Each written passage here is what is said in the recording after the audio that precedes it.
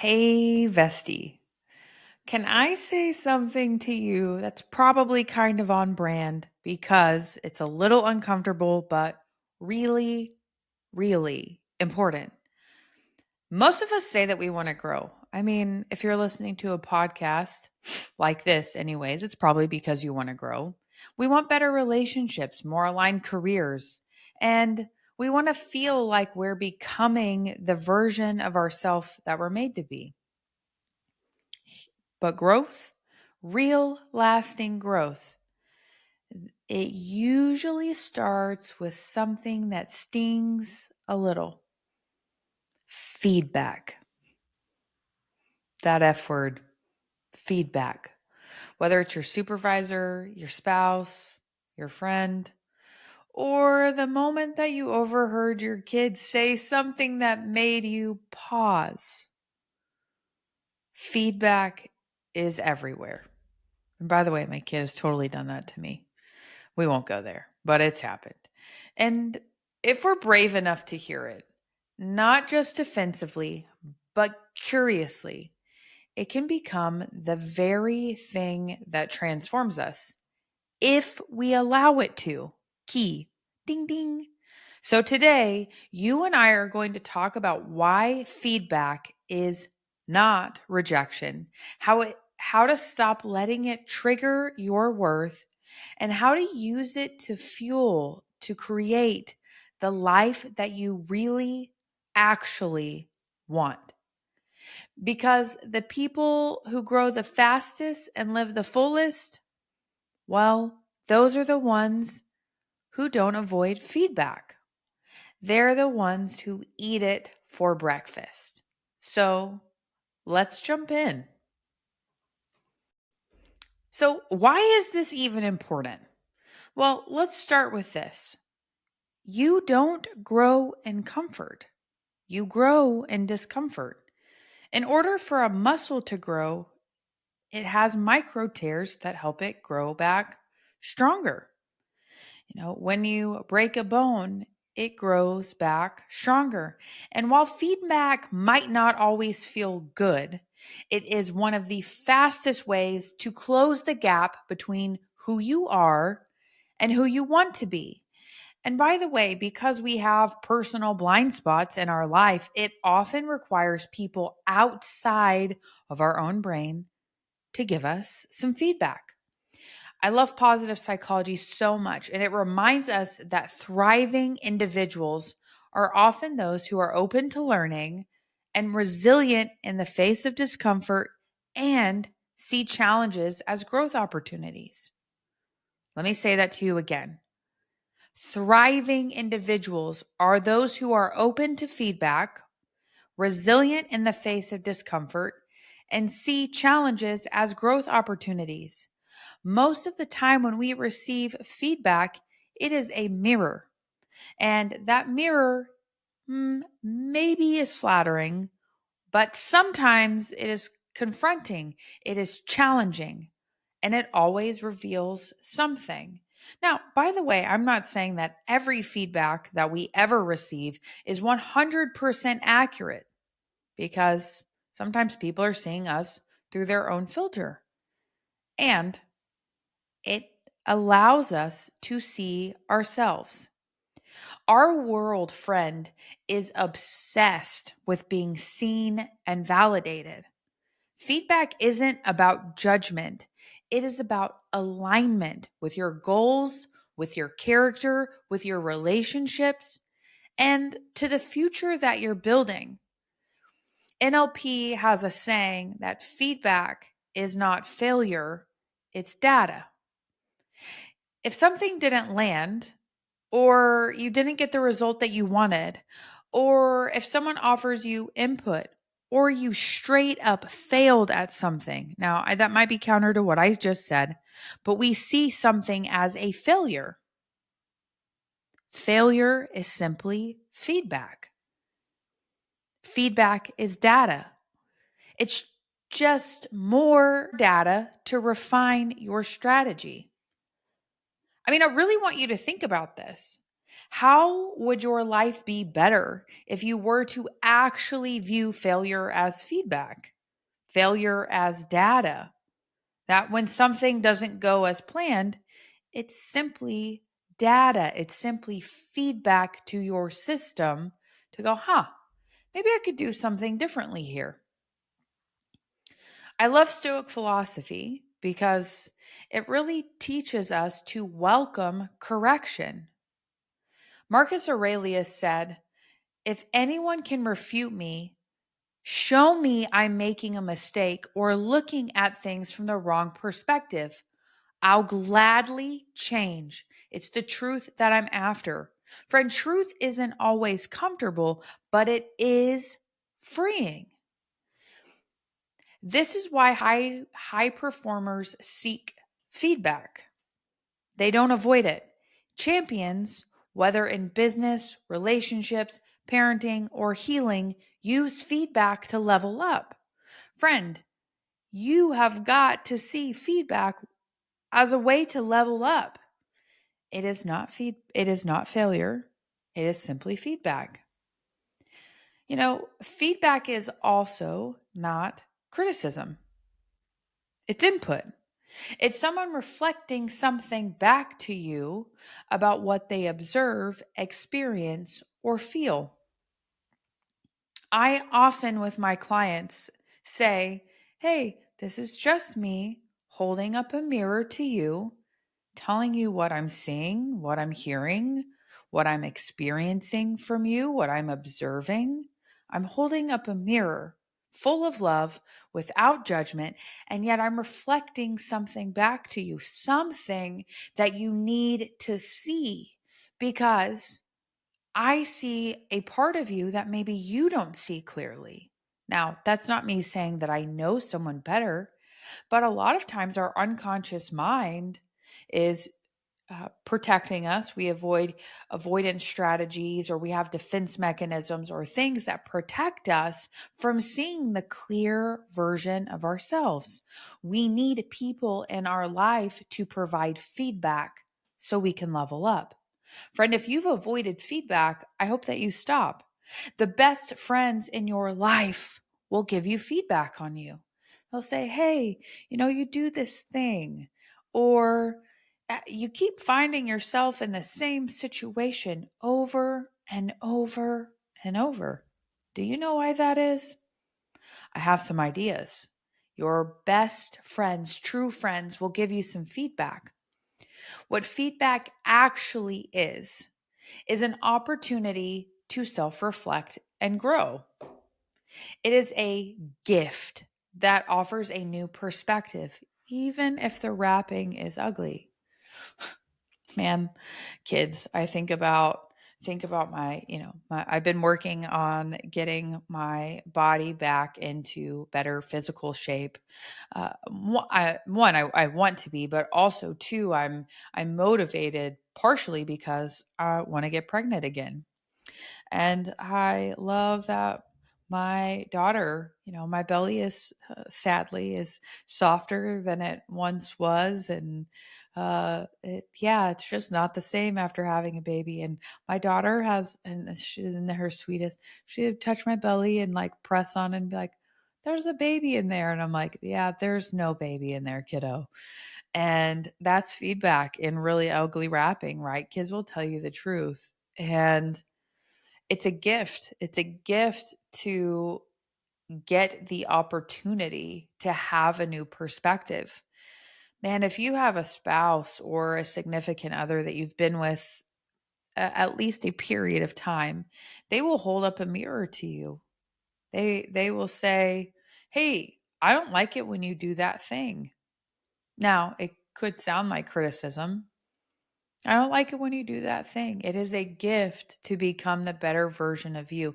There is no uh, sh- more refining process than marriage for sure. And if you're single, please don't hear me saying, well, you're not going to be refined until you're married. That's nonsense. I'm just saying when someone sees you day in and day out, roommates probably can do this as well. When someone sees you day in and day out, they can give you feedback on yourself. Feedback is also a tool for alignment between who you are and who you want to be. I want you to think about the greatest athletes. They all have coaches. Pros have coaches. Elite golfers who pro golfers who seem like, oh, they're just out there, it's just them, the club, the ball, and the course. Well, in reality, they also are getting feedback from coaches. They are getting, maybe not in that exact moment, but they are getting feedback. In order to become a better version of yourself, you must embrace feedback. You must eat feedback like it is the breakfast of champions, friend. Feedback is not an attack on your worth, a demand for perfection, or always delivered in a pretty package. Now, if you're running around with some baggage, people can give you feedback in the most beautifully wrapped package, and you're still going to take it personally. And you might be this person or you might know this person. But if you are getting defense, if you live on the defense, you are hearing feedback as an attack on your personhood, on your worth, on a demand for you to be perfect. First of all, perfection is the lowest standard because it doesn't exist. And not everything is an attack on your worth. It's this might we're going to see how this one lands, bestie. Here's the truth. When you make it all about like your own personhood, it's like an overinflated sense of self that you can't possibly ever see anything negative about you because it would be too unbearable. That is silliness, straight up silliness. And yet that's what happens when we're running around with baggage is somebody can give us really good feedback on ourselves. This reminds me. So I was listening to a local to Dallas country station. I recently realized that it is no longer there because I've been listening to, Spotify and streaming music for so long. And they used to do, what is it like?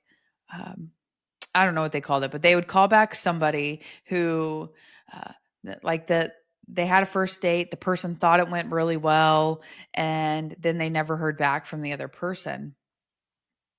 And one time the guy, they called the guy and they were like, "Oh, why didn't you go out with this girl?" And he said, well, she said something that was offensive to me. And they were like, "Well, what did she say?" And basically she told him, which I don't know if you should say this on a first date, but neither here nor there. She told him that he needed to trim his nose hairs. And he was so offended that she said that he never wanted to go on a date with her ever again. And then the DJ was like, "Well, did you trim your nose hairs?" And the guy did.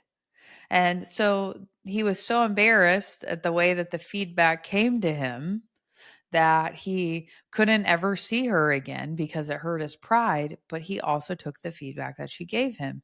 So that's so silly. It's like, you should marry this woman if you're going to take her feedback. Anyways, feedback is not always in a pretty package. Here's the thing, though. Here's a big one. Feedback might not always be true, but it is real to the person giving it to you. That's a key distinction. Their reality does not have to become your identity. But if you're brave enough to explore it, you also might find something useful in it. When someone gives us feedback, we really do want to look at it. We want to consider it. We want to take it in and go, all right. And I'm talking about with good self-reflection, not just like, screw them. I can't believe they said that to me and I hate them forever. No, that's not what I'm talking about. I'm talking about we go, all right, well, what part of this is true? And then we sit with it. And maybe it's 70% true and 30% not. All right. Take the part of the feedback that's true that you really do need to grow in and hold on to that. And the part of the feedback that doesn't align, well, let it go. And, maybe it's 90% doesn't align, but 10% of it was true. Fine. Take the part of the feedback that really is in alignment, even if it doesn't feel good, and do something different. So let's talk about how to do this well. First, friend, you have to change your mindset about feedback. Remember, I say feedback is the breakfast of champions. I say that to myself before I receive feedback. I say that to myself after I receive feedback, even if it's feedback that a lot of, it's like I couldn't have prepared myself for that, but somebody told me something about me. And I thought, well, I need to really entertain that. Feedback is the breakfast of champions. In order for me to be the best possible version of me, best possible, I have to entertain that feedback. So, if when you change your mind about feedback, it allows you to move feedback from feeling like a threat to feeling like a tool. If feedback feels like a threat to you, you will go into defense mode. Versus if you view feedback as a tool, if you view it as the breakfast of champions, your brain will stay open and adaptive. That's what we want, open and adaptive. NLP teaches us that the meaning of our communication is the response that you get. Meaning, even if you didn't intend harm or disconnection, the feedback that someone gives you can reveal where your attention and impact did not align. My brother, retired Navy SEAL, was in charge of communications. That was one of his roles. And they had a saying that sent doesn't always mean received. And so if you're sending something and you're not getting good feedback, that's an indicator that something is not going well in your sending. What's interesting though is a lot of times we blame the receiver of our communication, the receiver of what's going out, rather than looking at us. What do I need to change in order for whatever it is to be received better? I really want you to let that land. That you have to change your mindset on feedback. You need to see it as a tool rather than a threat. And to recognize that the response that comes back from you, from how you exist in the world, from the communication that goes out from you, well, that is feedback to you on where you can grow and change or where you're freaking killing it. But either way, you've got to see it as a tool. The second thing that you need to do, friend, is you need to separate your identity from the feedback. This is where people hear something where it's like, hey, like I know that you can do a better job here. And the person internally goes, oh my gosh, I'm worthless. They think I'm a piece of crap. I'm never going to amount to anything. And I'm probably going to get fired in the next 3 months. No, I know you can do a better job here. My daughter gets feedback on her attitude often. We say in our house that Lashuas have a positive attitude. And so she'll do something and I'll go, hey, baby, what do Lashuas have? She'll go, a positive attitude. I'm like, okay. Do you have one right now? And I love her so much. She'll be like, nope. Mm-mm. And I'm like, okay, when are you going to get one? And I mean, just true testament to her 6-year-old self. She works to get a positive attitude. And she could, though, be like, oh, mommy, you don't think that I'm very good. And that would start to get an identity from that feedback. Friend, you are not the behavior that someone is responding to. You are not even the version of you that made that choice 6 months ago. When we make something personal, We sabotage the opportunity to learn from it because our unconscious mind, sometimes even our conscious mind, gets involved and it starts blocking every opportunity to grow from it because it's so hard to see the person on the other side of the mirror. It, if you think that, friend, that you are worthless, you don't have any worth, you're not good enough. Women use this one a lot, not good enough. If you think that you are not good enough, and then someone presents you with an opportunity to grow, they present you with some feedback that you have the opportunity to grow from. And when you hear this feedback, what you internally do is say, I'm not good enough, then you are missing the opportunity to learn from it, to grow from it. Because what happens is you get so focused on the identity that you can't hear the feedback because the identity, I'm not good enough, is so loud. Number 3, you need to use the filter and keep method. Not all feedback is equal. So, first, you need to consider the source. Is this someone who cares about your growth? Then you want to look at, sometimes it's like, does this person have a life that I want to have? So, do they care about me? Also, do they have a life that I want to have? And then sometimes another test of that is like, if I were to, again, if I were to look at their life, are they mediocre? Are they striving for excellence? If you're mediocre and you're giving me feedback, then if I'm actually thinking about it and not identifying with it, I'm going to go, I don't give two flips about what you're saying to me. You need a filter for truth. What part of this is useful or revealing? And you need to look in the mirror and be honest with yourself. And then you keep what helps and you let the rest go. Not with anger, not with frustration, not with, man, how dare they ever say this to me? You let the rest go with love. Love for yourself, love for the person. Consider your source. Evaluate if this is actually feedback from somebody that can help, help you grow, that maybe you want something that they have. Maybe it's a position like, I don't know, maybe you want to be a manager. Maybe you don't want their like love life, but you're like, I would love to have their job role and they're above me. Okay, cool. Well, then I need to listen to their feedback about this. They're ahead of me in some way, some part of their life I want to have.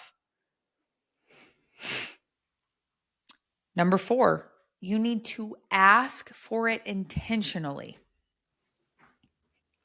If you want to become a master of something, you need to seek feedback before you have to hear it.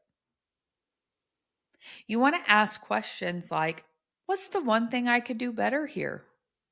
What did you notice about how I handled that situation? Is there anything I missed that you think would help me grow? In relationship, Josh and I use this one often. How could I love you better? Another one is, how specifically can I show up for you this week? Because weeks change. People that have the best sex lives give feedback. In some capacity, they recap what happened in a safe environment. They recap, their latest experience of things that they really liked or what they would appreciate to have more of, or if there's something that they didn't really care for, they're going to share that feedback in a way that the other person can hear and safely. In order for you to grow, friend, you have to ask for it often. You need to seek feedback before you have to hear it. Really just want that to sit with you. Number 5, when receiving feedback, you've got to learn to regulate before you react. Let's be honest, sometimes feedback stings, not because it's wrong, but because it hit a place that's still healing. Maybe it stabbed, maybe it created a new wound, but something that we needed to hear. Here's the truth. You needed to hear it one way or the other. Use your breath, pause, and seek curiosity instead of defense. Now, again, not all feedback is created equal. That's my qualifier to this. Positive psychology really emphasizes self regulation as a key component of emotional intelligence and resilience. The more that we can regulate our response to feedback, the more useful it becomes. And the more people in our life trust us enough to go, you know what? If I tell Brittany this, I know that she'll listen and that she'll take it to heart. Have you ever had somebody in your life, or maybe you have been this person, where people stop telling you things or you stop telling someone something because you're like, it doesn't matter. It won't change. And you told them though, or someone told you because they really wanted something to be different. The more that you self regulate, the more you can hear feedback and the more people will give it to you. Now, maybe you're like, I don't want more feedback. And feedback is the breakfast of champions, my friend. Then, 6, you have got to integrate what you learned. Gosh, this is what I'm talking about. It's like, don't just hear feedback, do something with it. There is nothing more frustrating than when you go to give somebody something that you're like, this will really help you. And it falls on deaf ears. Do not be deaf ears. If people are bringing you feedback, go, frick, I need to do something about this. I want to be a better version of me. I want to be somebody that people want to be around. I want to be somebody that people trust. Growth doesn't happen from receiving feedback, it happens from responding to it. If feedback is the breakfast of champions, guess what? You have to freaking eat it and then go do something with it. Man, I always have Shia LaBeouf playing in my head. Just do it. You must do it. Or that's even more discouraging to people around you giving you feedback. If your boss gives you feedback over and over and over and you don't do anything about it, you're going to get fired. You're fired. That's going to happen. That's what will happen to you. If in as your marriage, maybe your spouse doesn't fire you. I'm laughing at myself. Maybe your spouse doesn't fire you, but man, they might be harboring resentment to you. It's how you lose friends. Yeah. Must heed feedback. I am so big on action. You must take action on whatever you hear. It reminds me of the scripture. I can't tell you where it's located currently, but don't just be hearers of the word, be doers of the word. If people bring it to you, do something about it. You have a responsibility. I'm going to ask you some questions per my usual. Again, I really hope that you think through these. These are the best parts of the podcast. This is the deepest stuff. If you really want change, if you really want to grow, spend time thinking about these. Answer them. First question, what is your gut response when someone gives you feedback? Is it curiosity or defense? Be honest with yourself. Number 2, whose feedback do you fear the most? And what does it say about your story of worth? Number 3, when was the last time you invited feedback? And what did it teach you? And if you have not ever asked for feedback, when would now be the right time? Number 4, what feedback have you received that you know is still shaping you today? And number 5, if you believed that feedback was a gift, even when it stings. How would your life look different? Friend, bestie, bestie. Champions are not born, they are built. And one of the most powerful tools in that construction is feedback. Do not fear it. Use it. Let it stretch you, inform you, refine you. Because you, bestie, are building a life that's too important to settle for less than you're becoming. And in order to become all that you were made to be, all that you were created to be, you must receive feedback. Until next time.